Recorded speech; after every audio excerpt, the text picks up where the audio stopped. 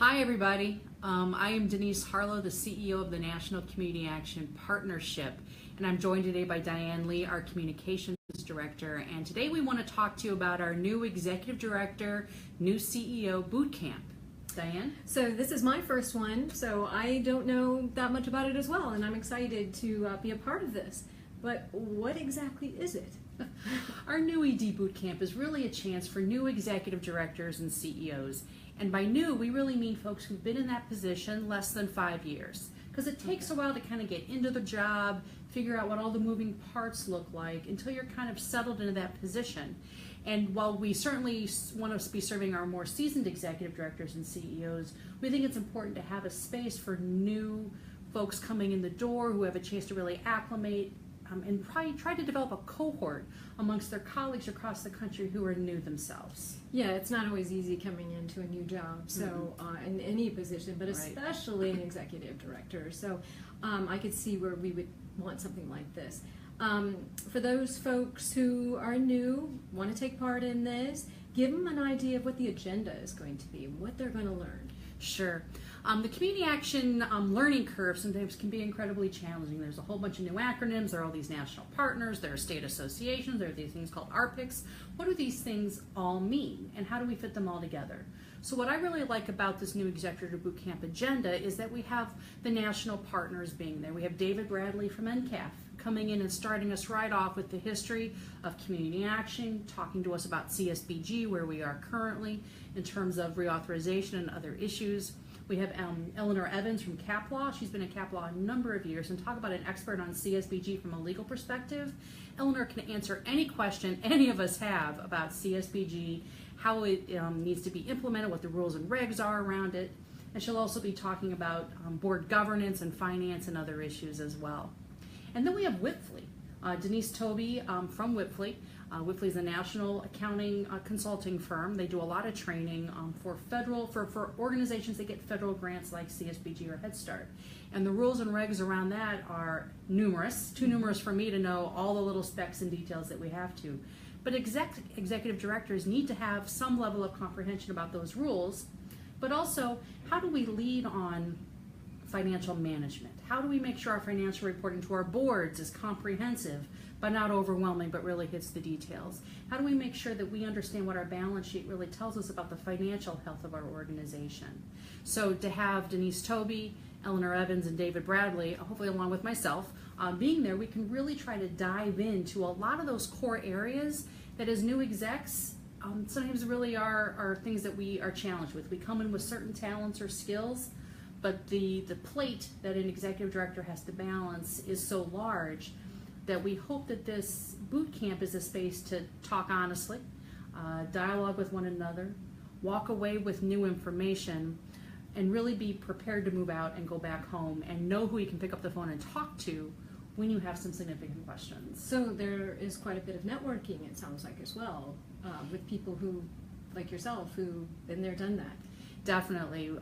We believe in networking. We start at noon on Tuesday, November 14th, and wrap up at noon on Thursday the 16th.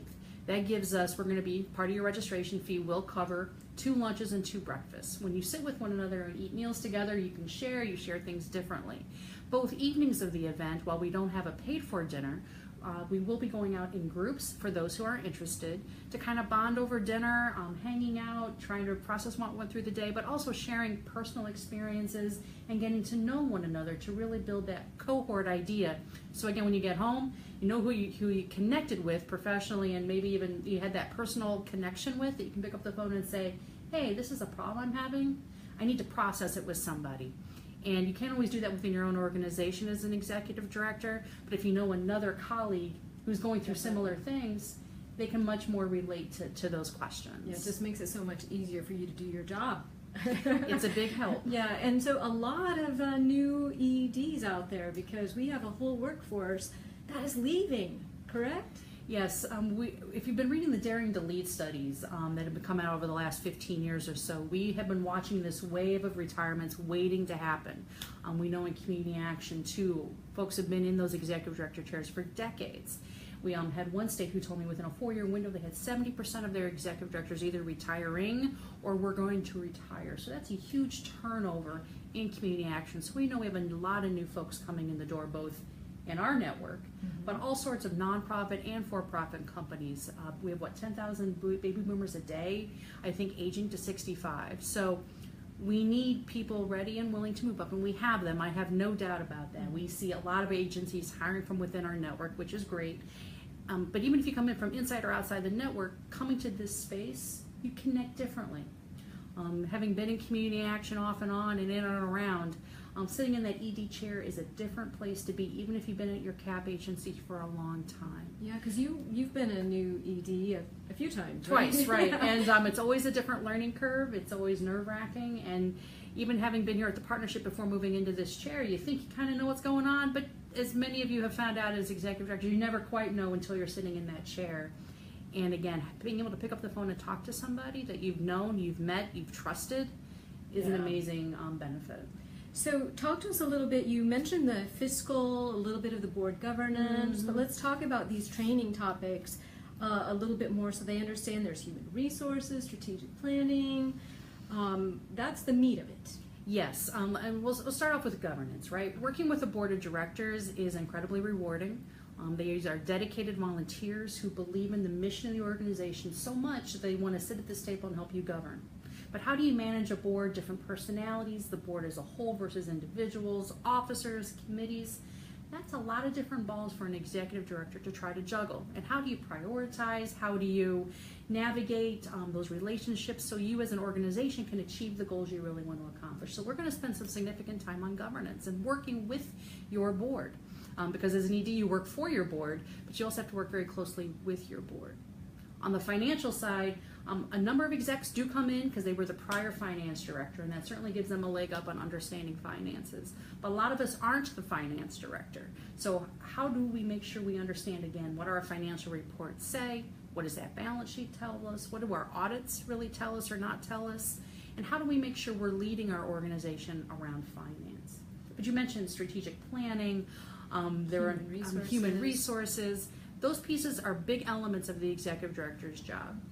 HR is always a challenge, and it's always something you have to face. Especially in a nonprofit. Especially in a nonprofit where you're really trying to build the sense of mission because we know what we can pay our staff isn't what we would like to be able to pay our staff. Right.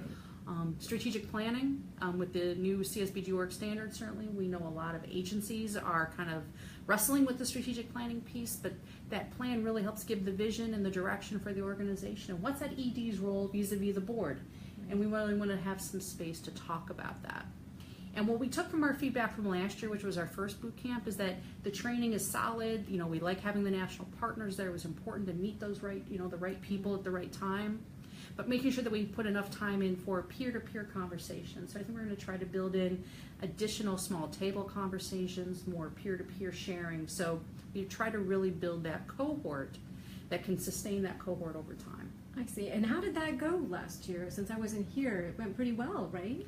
We had about 27 people, which was a nice size. We probably would like it a little bit larger just to try to make things. Sure. You have to pay the bills on some of this stuff too, honestly. But no larger than 50 would be the group that we would be looking for. So small and intimate, really. Small and intimate. They got a chance to know each other. It was small enough we could all go on the hotel shuttle buses. You know, they had 2 of them together, so we could go out together. And people just had a chance to sit with people at lunch and at breakfast. And people seemed to really enjoy it.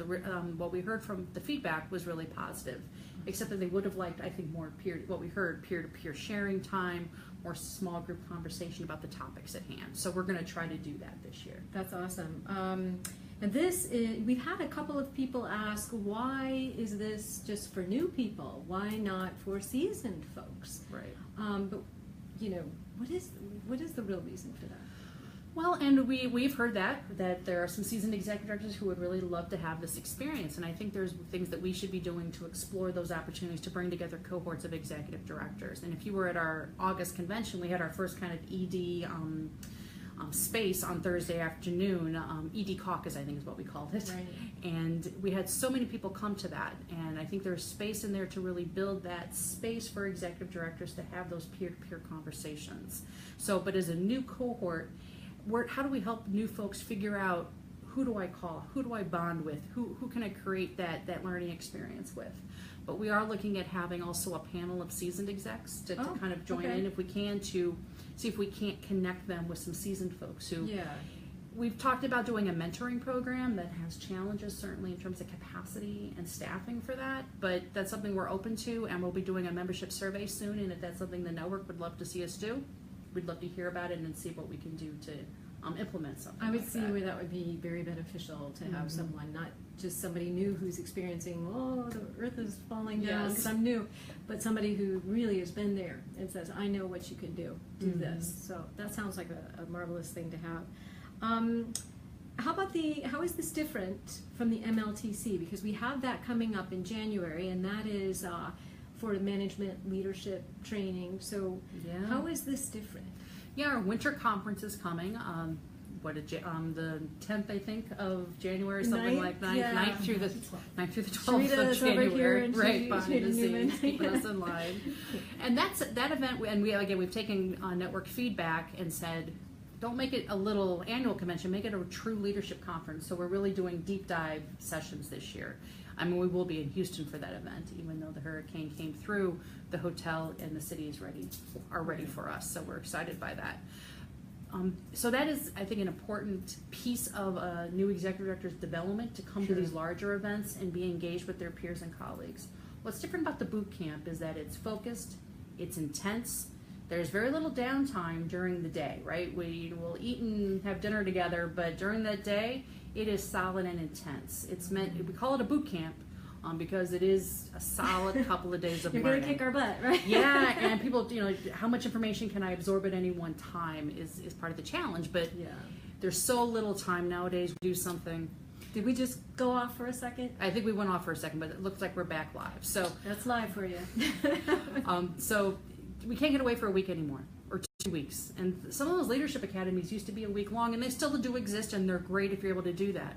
But what can we really do in a half a week where people can be at the office at the beginning and be at the office at the end, but come in the middle and be together and really do some deep dive learning? And the learning that we're going to be doing at the new ED boot camp is taking place, as we said, Embassy Suites Hotel. Embassy Suites Hotel in beautiful New Orleans. Which is a New Orleans. Great place to be. We can walk out for dinner in New Orleans almost Have a anywhere. Beignet, Yes, exactly. And a cafe au lait. People can register right up on our website, communityactionpartnership.com. If you go under events, you'll see a new Executive Director Boot Camp tab. The registration fee is $450, but that does include 2 breakfasts and 2 lunch. And at the Embassy Suites, you also have a manager's reception. So that's always a nice thing to do at our event as well. Just really have some downtime where you let your hair down and just have a good time with one another. Yeah, it can't be all just... It can't be. Right? That's not why we're in this business, because we want to make change, we want to make a difference. And coming together with people who are just as passionate as you are, doing the work you do. And you never even have to explain when you're there what you do, because everyone in the room knows exactly kind of the situation you're in. It really is a fun, energizing, creative learning experience. Awesome. Is there anything that we missed that we need to reiterate or talk about? We talked about the partners. I got some great partners involved in this. We talked about having what's going on each day, the breakfast, the lunch, right? Yeah, the only other thing I might add is that with the national partners all being there, if you want time to navigate with one another or network with one another with the national partners. So if you had a particular challenge and you wanted to bend Eleanor's ear for a few minutes for face-to-face, she's great to pick up the phone and call you too, but to have that space, be able to sit with her and say, this is a challenge I'm facing, what is your advice? Or to pull out myself or Denise Toby and say, this is what's going on. Yeah, because at some of the bigger conferences, it's really hard to catch some of these people. You're in line waiting with a whole bunch of Eleanor will run right by you at her conference because she's got 1,000,001 things to do. So this is a really unique opportunity. And the other thing is that I know online registration closes November 10th. We do not have a non-member rate for this one. We're really trying to reach all CAP agencies in the country, whether or not they're a member or not. So we'd really love to see you there. Registration's open. So key dates, November 10th for online registration. Get that done. November 14th is when it starts. November 16th, New Orleans, Embassy Suites Hotel, $450. Sounds just like it's going to be a great event. And I can't wait. We hope so too, and we'll try to make sure we get enough resources and things like that in advance to attend to registrants, so you can come prepared. Right, there are some pieces out there that are short reads on ED finance. What do you need to know? Some stuff on governance. And I think last year we did too. We gave out flash drives with tools and resources and a whole library of materials that folks will be able to take home with them. You can never have enough training. No, you can't. It's no. Like, well, we have one more thing we want to show at the end. Some of you may have seen, we do have some swag for sale right now for the partnership. It is entering winter time. We have these really great community action fleeces.